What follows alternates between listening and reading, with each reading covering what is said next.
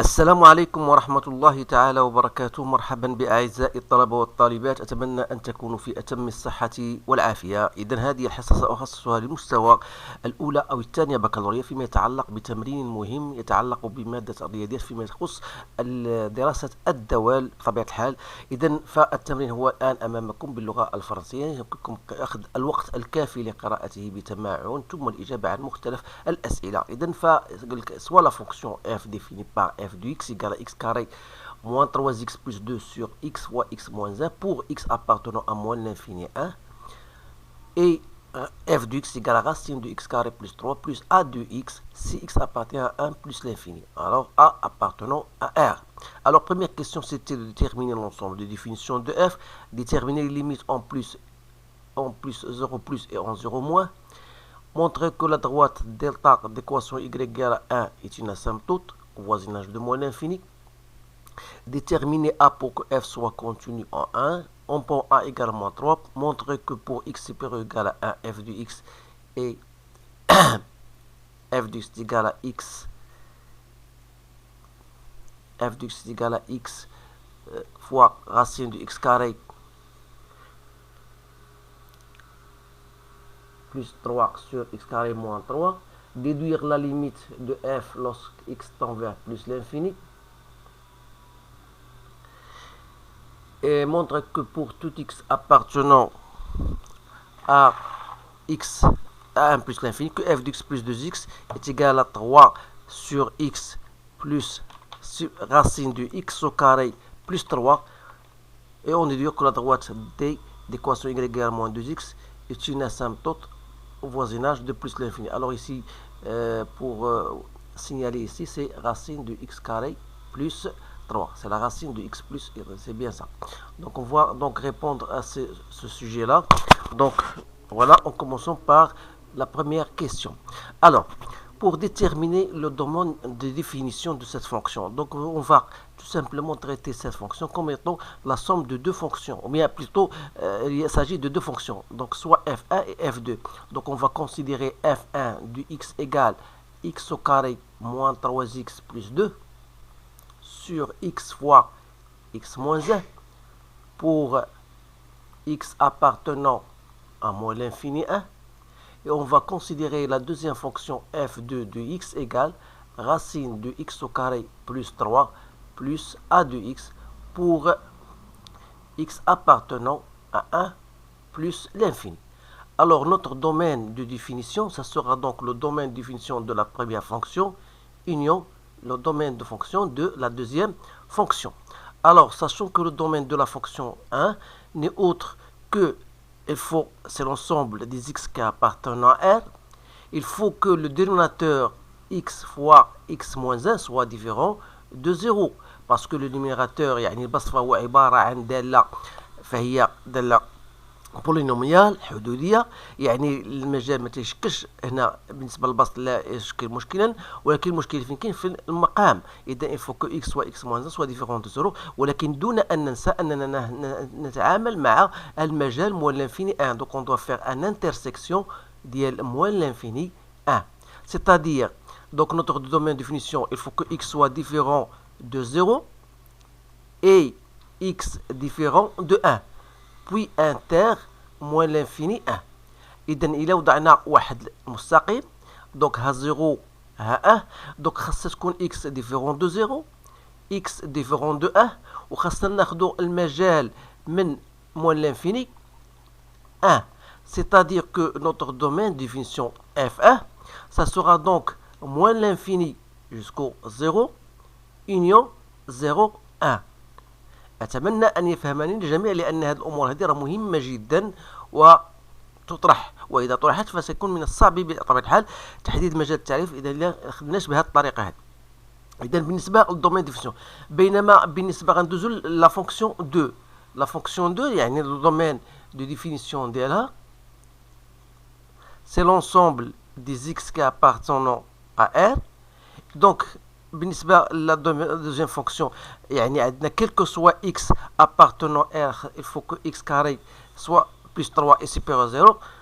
Donc خصنا نقولو x carré plus 3 est supérieur ou égal à 0. Or, on sait que quel que soit x appartenant à R, normalement x carré est supérieur ou égal à 0, donc x carré plus 3 est supérieur à 0.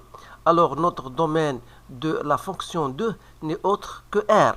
Alors, finalement, le domaine de définition qu'on cherche, ça sera donc... bien sûr, il ne faut pas oublier bien sûr de mettre l'intersection parce qu'on travaille dans le domaine 1 plus l'infini. Donc ça sera donc 1 plus l'infini. Alors notre domaine de définition finale, ça sera qu'on a dit domaine de F1 union domaine de F2, c'est-à-dire moins l'infini 0 union 0 1, voilà, union 1 plus l'infini.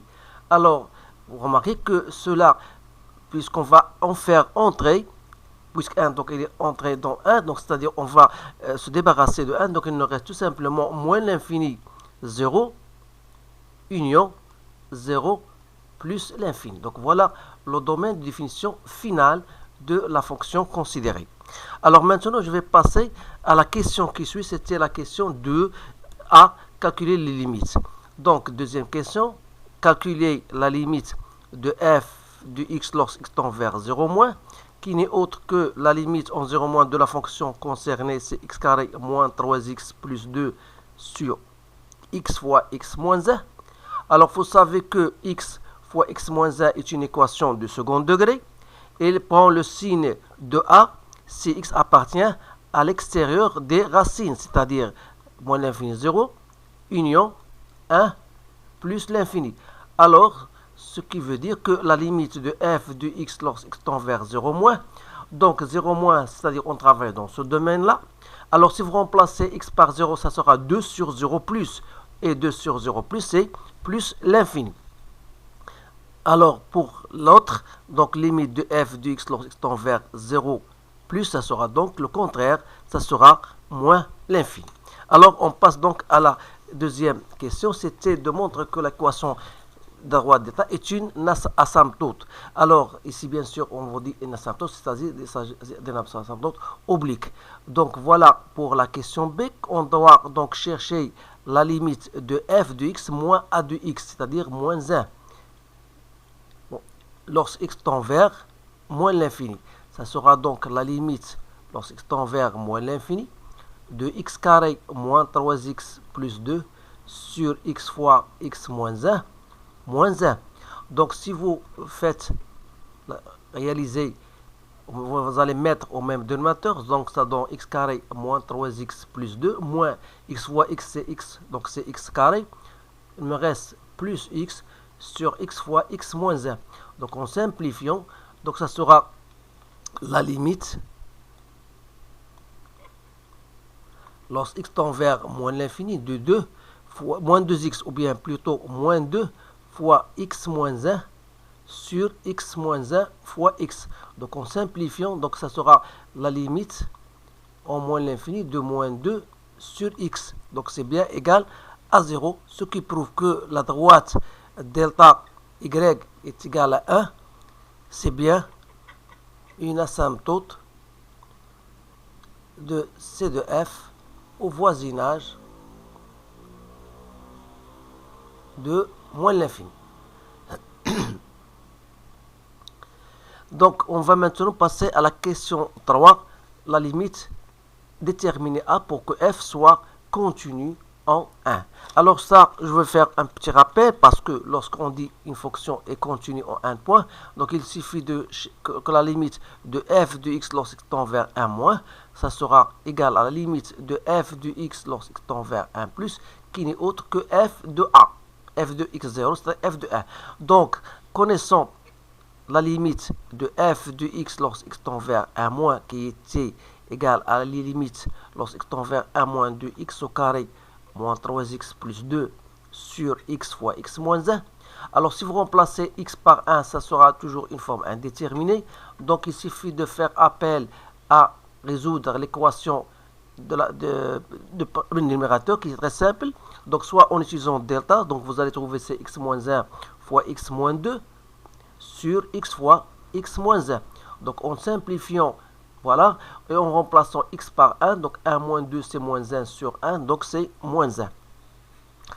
D'autre part, limite de f de x lorsque x tend vers 1 plus, qui est égale à la limite lorsque x tend vers 1 plus de racine de x carré plus 3 plus a de x. Donc si vous remplacez x par 3, ça va donner x par 1, ça va donner 2 plus a. Alors pour que f soit continu, il faut que 2 plus a doit être égal à moins 1, ce qui veut dire que a égale a moins 1 moins 2, donc c'est moins 3. Alors pour que f soit continu en 1, il suffit que a doit, ou bien il faut que a égale à moins 3. Alors maintenant, une fois on a terminé cela, on va passer à la question 4a, montrer que quel que soit x supérieur ou égal à 1, f de x égale.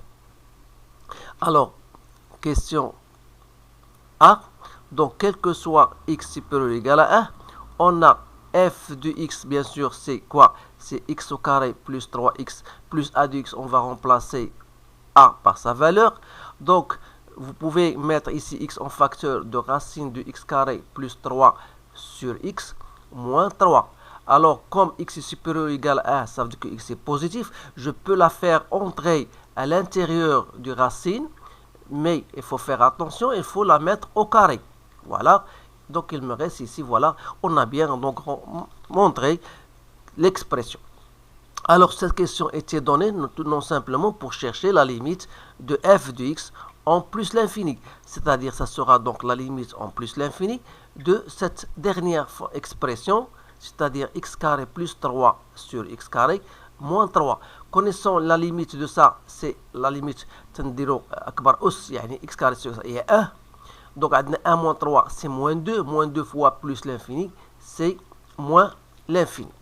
Donc, la question C. Donc, voilà, je vais passer. Donc, il reste la question C.